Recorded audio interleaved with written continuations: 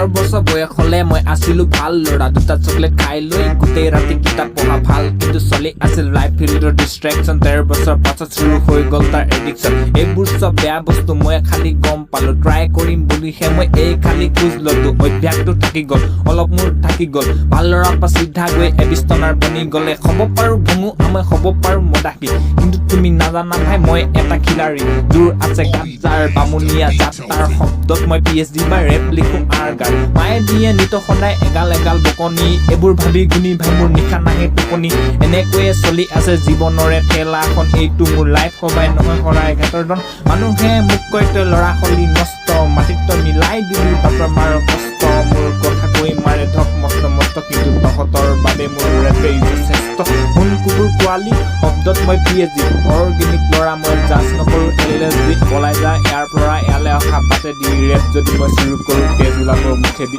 এই